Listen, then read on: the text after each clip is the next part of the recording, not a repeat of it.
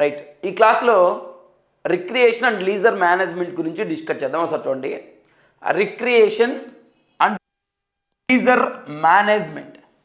ఓకేనా, ఈ recreation leisure management అనేది కూడా మనకు సిలబస్లో ఇచ్చినాడు. దీని మీద కూడా 2 నుంచి 3 మార్కులు, 2 to 3 మార్క్స్ వచ్చే అవకాశం ఉంటుంది. 2 నుంచి 3 మార్కులు అంటే 4 నుంచి 6 ప్రశ్నలు అడిగే అవకాశం ఉంటుంది, గమనించాలి. అయితే ఇక్కడ మనం తెలుసుకోవాల్సిన విషయం ఏంటంటే, ఈ రిక్రియేషన్ లీజర్ మేనేజ్మెంట్ అనేది మనకు బట్టి పడితే వచ్చే సబ్జెక్ట్ కాదు. ఓకేనా, మనకు బట్టి పడితే ఈ ప్రశ్నలకు సమాధానం చేయలేమన్నమాట. ఓకేనా, ఏవైతే మనకి ఇచ్చాడు ప్రశ్నలు వాటికి సమాధానం చేయాలంటే ఈ సబ్జెక్ట్ మీద మనకు అవగాహన ఉండాలి, దాని గురించి అర్థం చేసుకోవాలి మనం. అప్పుడు మాత్రమే ప్రశ్నలకు ఆన్సర్ చేయగలం ఈ రిక్రియేషన్ లీజర్ మేనేజ్మెంట్లో. ఎందుకు అనేది మీకు ముందు పోతే అర్థమవుతుంది. కొన్ని అయితే డైరెక్ట్గానే అడుగుతాడు. ఓకేనా, ప్రతి సబ్జెక్ట్లో కూడా ఒక 50% డైరెక్ట్గా ఉంటాయి, కానీ ఒక 50% తప్పకుండా మనం అవగాహన చేసుకోవాలి సబ్జెక్ట్ని.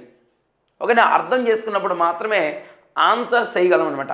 ఓకేనా, అలాంటి సబ్జెక్టు ఈ రిక్రియేషన్ లీజర్ మేనేజ్మెంట్ అనేది. ఏంటి ఈ రిక్రియేషన్ లీజర్ మేనేజ్మెంట్? రిక్రియేషన్ అంటే తెలుగులో ఏమంటారంటే వినోదం అంటాం, వినోదము. ఓకేనా, రిక్రియేషన్ అంటే వినోదము. లీజర్ అంటే విశ్రాంతి. మేనేజ్మెంట్ అంటే మీకు తెలుసు నిర్వహణ.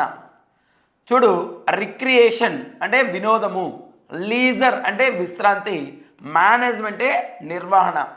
అయితే ఇక్కడ లీజర్ మేనేజ్మెంట్ విశ్రాంతి నిర్వహణ అంటాం. విశ్రాంతి నిర్వహణ ఏంటి, అసలు రిక్రియేషన్ ఏంటి, లీజర్ మేనేజ్మెంట్ ఏంటో ముందు క్లాసులోకి వెళ్ళబోయే ముందు దీని గురించి క్లుప్తంగా తెలుసుకుందాం. ఒకసారి చూడండి.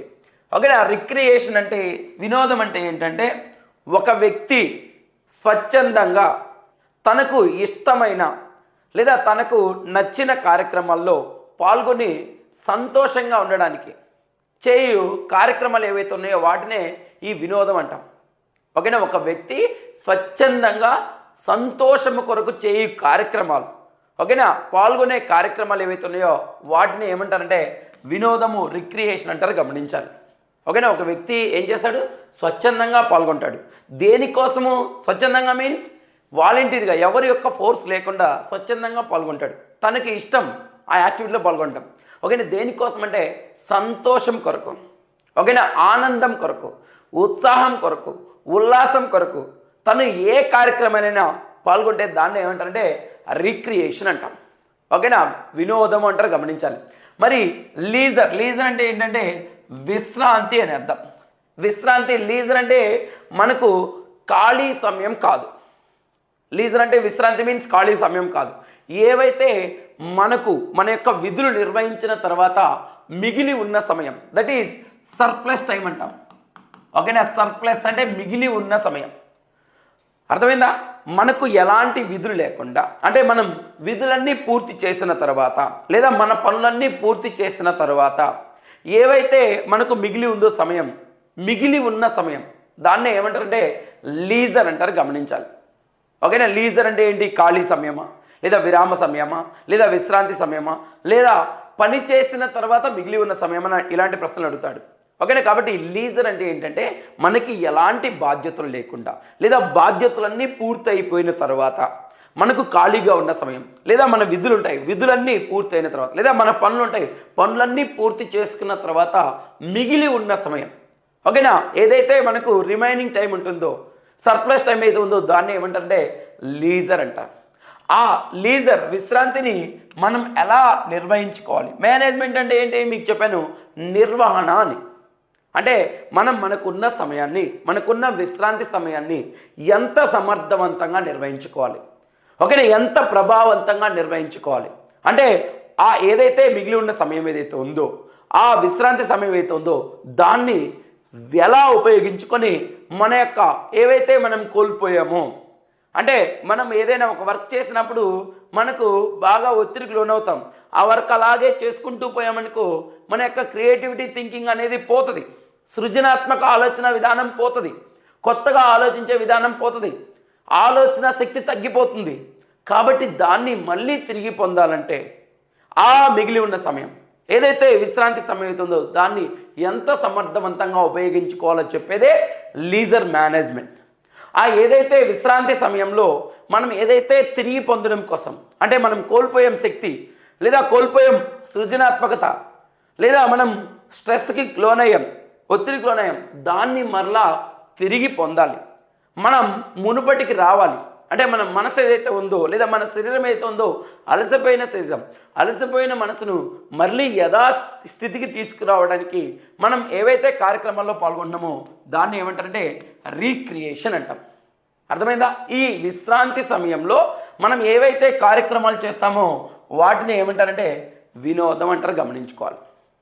ఓకేనా? విశ్రాంతి సమయంలో, అంతేగాని పని చేసే సమయంలో కాదు. ఏవైతే మనకు ఖాళీగా ఉందో సమయం, ఏదైతే మిగిలి ఉందో, ఓకేనా, రిమైనింగ్ టైం, సర్ప్లస్ టైం అయితే ఉందో ఆ సమయంలో మనం స్వచ్ఛందంగా సంతోషం కొరకు, లేదా కోల్పోయిన శక్తిని తిరిగి పొందడం కోసం చేసే యాక్టివిటీస్, కార్యక్రమాలు ఏవైతే ఉన్నాయో వాటిని ఏమంటారంటే వినోదం అంటాం, రిక్రియేషన్ అంటారు, గమనించాలి.